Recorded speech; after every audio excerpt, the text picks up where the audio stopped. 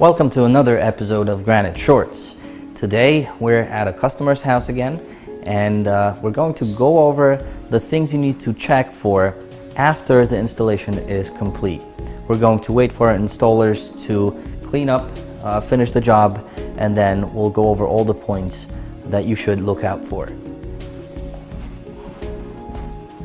The kitchen countertops are installed, so let's go through the checklist and make sure everything is good.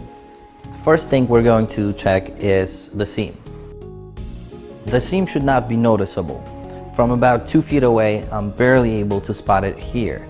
And that's because it's smaller than 1/8 of an inch. And also, the epoxy that's used to put the two pieces together is colored to match the stone. And the back one I can't tell at all.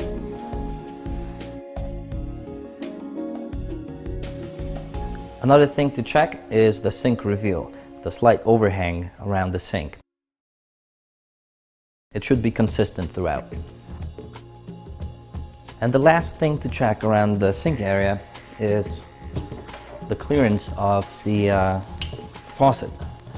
So we're going to slide it in, and basically what you want to check for is the handle operation. Make sure it's not hitting the backsplash or the wall behind it.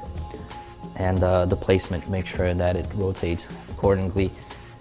In this case, we also have a small soap dispenser right here, which we're going to place right here. So you want to make sure that it actually is close enough to the sink.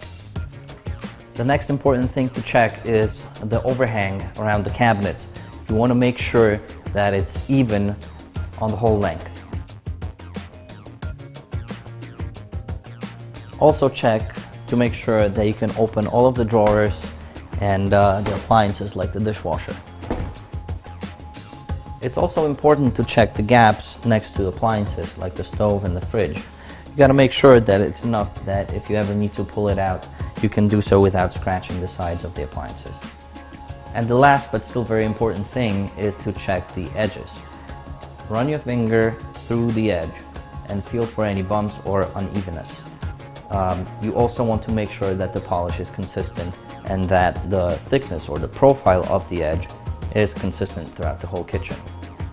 And the last thing to check after you've done all the previous steps is to ask the installer how often your countertops need to be resealed.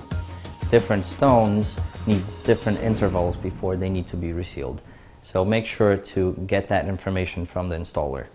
That's it for today's Granite Shorts, and I'll see you next week.